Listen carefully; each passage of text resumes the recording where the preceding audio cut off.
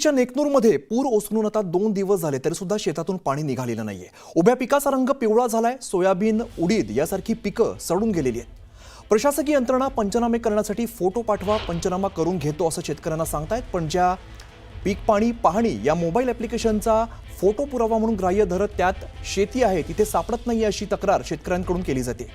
खरं तर गेले 2 दिवस शेतकरी त्यांची शेती शोधतायत, ती सापडत नाही अशी त्यांची तक्रार आहे।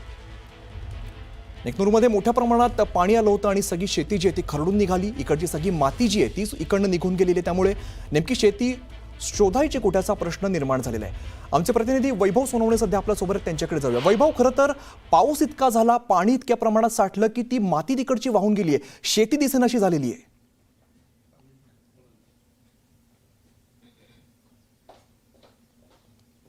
आम्ही ती तर गोष्ट खरीच आहे, मात्र यात सगळ्यात महत्वाची अडचण जी झाली आहे, प्रशासनाकडून पंचनामे करण्यासाठी ज्या फोटोंची मागणी केली जाते, ज्या ऍप्लिकेशनवरून हे फोटो अपलोड करायचे त्याच्यावरती लॅटिट्यूड आणि लॉन्जिट्यूड येतं, म्हणजे तो पुरावा ग्राह्य धरला जातो त्याच ठिकाणचा आहे, ज्याला जिओ टॅगिंग असं म्हटलं जातं। प्रत्यक्षात काय होतं ते बघूयात आपण। ही श्रुती नावाची मुलगी आपल्यासोबत, तिचं हे ऍप्लिकेशन आहे आणि या ऍप्लिकेशनमध्ये ती तिच्या शेतीवरती उभी आहे, म्हणजे तिचं शेत जिथे आहे तिथे ती उभी आहे। मात्र त्याच्यावरती काय दाखवतंय, तुमची शेती इथून 1208 मीटर लांब आहे। जीपीएसची अचूकता जी आहे हे अक्षांश रेखांश दिलेले आहेत, याच्यावरती उभं राहून इथून त्यांना फोटो जे आहेत ते फोटो काढावे लागतात, तर तो पंचनामा जो आहे तो गृहीत धरला जातो।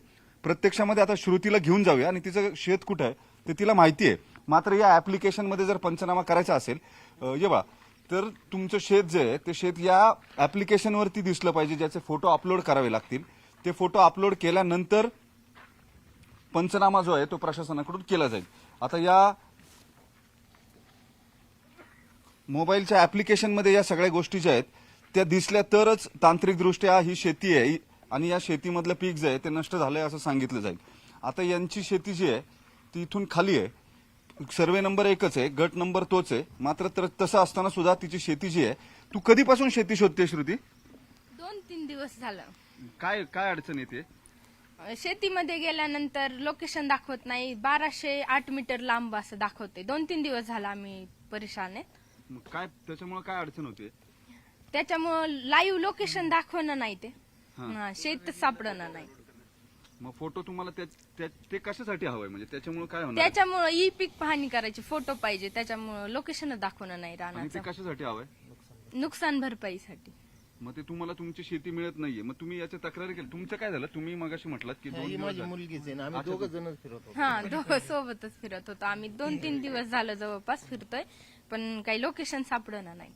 मग काय करायचं ठरवलं तुम्ही? काय तक्रार केली? त्याची काय झालंय? तक्रार कोणा पैसे करणार आहे, सोडून दिलं होतं बस म्हणलं। तक्रार केली होती साहेब? तक्रार करून काय कोणा पैसे करणार आहेस? हा.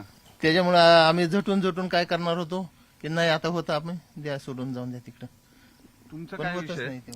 माझा विषय असा आहे की आमचा गट नंबर 223, हा. त्याच्यामध्ये मी ई पाहणी करण्यासाठी गेलो।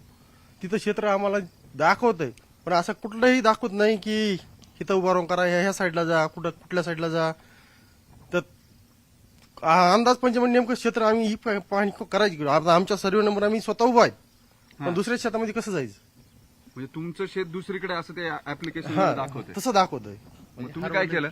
आम्ही दुसऱ्या शेतामध्ये गेलो, आम्ही तिथं जाऊन ही पाहणी केली आणि 3 क्षेत्र असे आहेत माझे, 3 गट नंबर, की मी तिथं ते क्षेत्र ही पाहणीच केली नाही।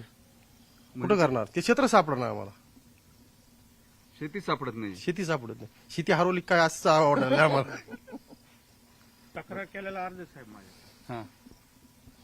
हे मी 13 तारखेला अर्ज केला होता हा. आपले मागचा मंडळ। पूर जेव्हा आला तेव्हा? आता मागच्या, त्यानंतर वाढलं, 30 तारीख केली त्यांनी। हा. 14 तारीख होते म्हणून मी 13 तारखेपर्यंत प्रयत्न केले ई पीक पाहणी करण्यासाठी। माझ्या शेतात गेलो, तिथून मला 2000 मीटर दाखवण्यात आलं, मी फिरलो, परंतु ई पीक पाहणी व्हायना। म्हणून मी काय केलं, असा अर्ज केला गिरदावर साहेबांना आणि त्यांना पाठवला मी। तर ते म्हणले की तुम्ही प्रयत्न करा, भेटतंय, शोधतंय। मला कुठपर्यंत शोध करायचा? म्हणजे ही पंचनाम्याची वास्तविक परिस्थिती आहे। या शेतकऱ्यांकडून फोटो मागवले जातात, बांधावरती काही महसूलचे अधिकारी येत नाहीत किंवा प्रशासकीय यंत्रणा जी आहे ती बांधावरती येऊन प्रत्यक्षामध्ये दखल घेत नाही किंवा ते स्वतः पंचनामे करत नाहीत। आता तांत्रिकदृष्ट्या श्रम कमी करायसाठी ऍप्लिकेशनचा वापर केला जातो, मात्र त्याच्यामुळे ज्या अडचणी होतात त्यामुळे तुमची शेती सापडत नाहीये किंवा जे अक्षांश रेखांश आहेत ते दुसऱ्या ठिकाणी दाखवतात, शेती तिसऱ्याच ठिकाणी आहे. पिकं जी आहेत ती पिकांचं नुकसान झालेलं ते दुसऱ्या ठिकाणी कसं दाखवायचं असा या शेतकऱ्यांचा प्रश्न आहे. आता जेव्हा याच्या तक्रारी केल्या जातात तेव्हा प्रशासकीय यंत्रणेतून त्यांना उत्तर दिलं जातं, तुम्ही प्रयत्न करत राहा तर हे होईल. आता यांचा अर्ज जो आहे तो यापूर्वी जो पहिला पूर आलेला होता त्या पुराच्या संदर्भामधली पंचनाम्यासाठीची पीक पाहणी जी आहे ती करण्यासाठी त्यांनी प्रयत्न केलेले होते, ते मिळत नाहीत म्हणून त्यांनी अर्ज केला तहसीलदारांकडे. नाही, गिरदावरला ते कोण आहेत? मंडळ अधिकारी सर्कल जे आहेत त्यांच्याकडे त्यांनी तक्रार केली, मात्र त्यांनी दखल घेतली नाही.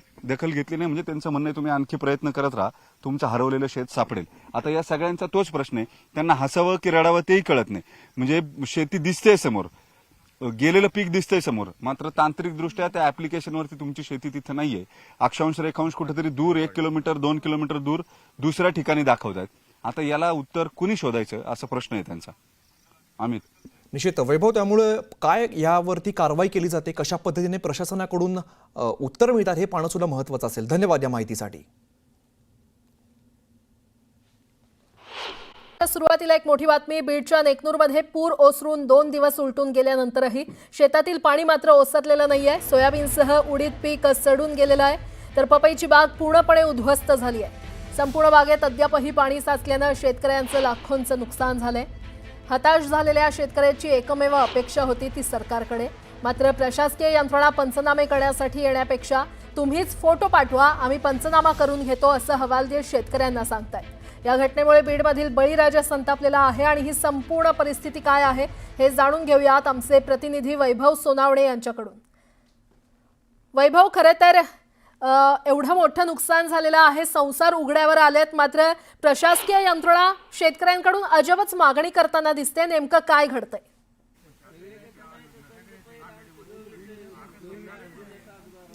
प्राजक्ता, मी नेकनूरमध्ये एका शेतकऱ्याच्या पपईच्या शेतामध्ये गेले 3 दिवस ही पपई जी आहे ती पाण्यामध्ये होती. त्यापूर्वी जवळपास 8 दिवस आणि 3 दिवसापासून पाऊस जो आहे तो थांबल्यानंतर हे पाणी शेतातून निघेल अशी शेतकऱ्यांची अपेक्षा होती.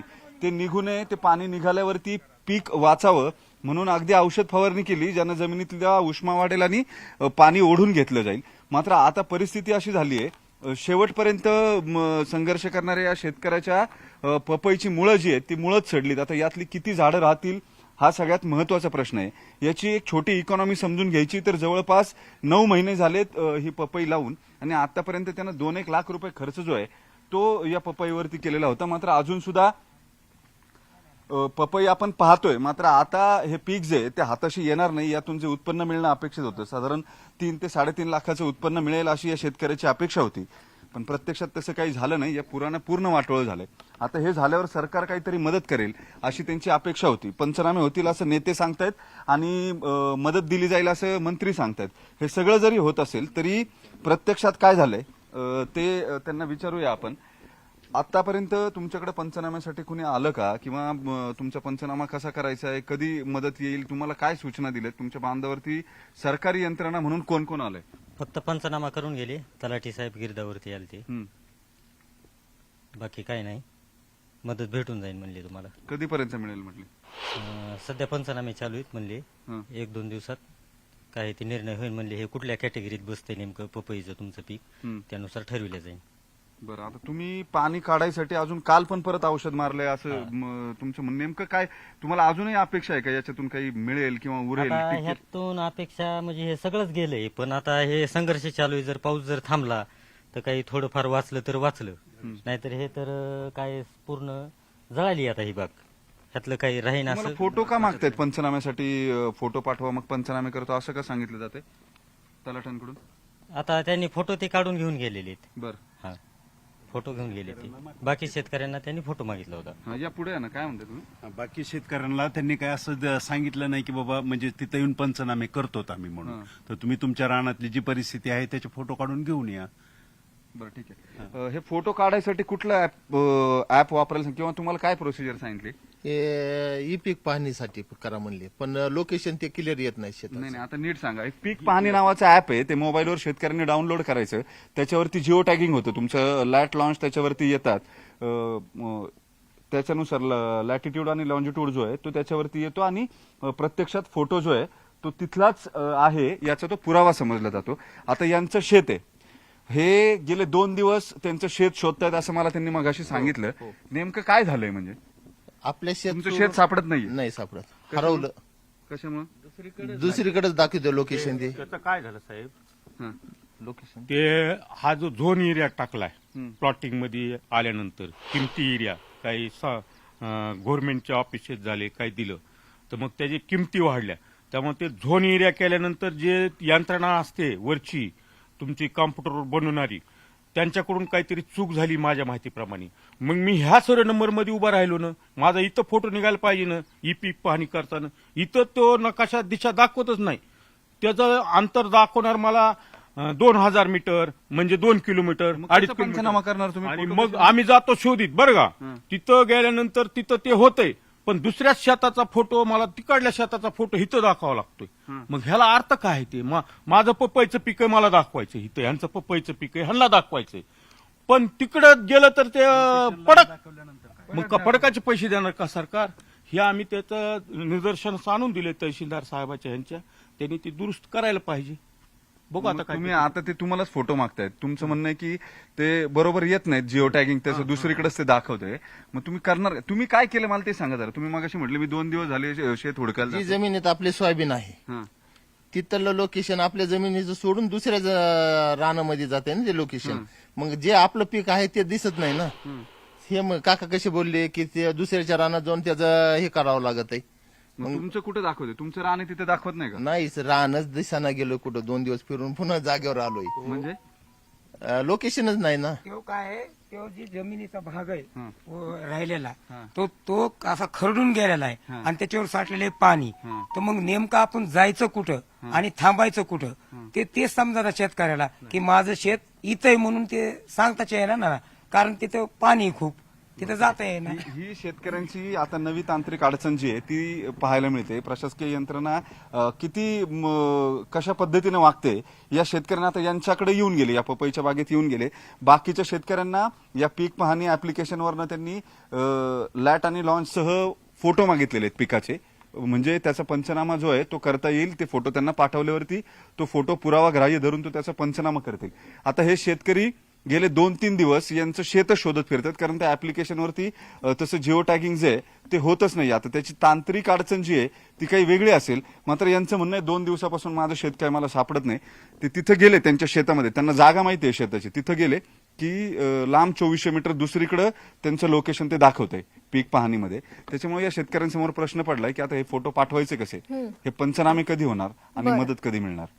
ठीक आहे वैभव, धन्यवाद या संपूर्ण आढाव्यासाठी. तुमच्याकडून वेळोवेळी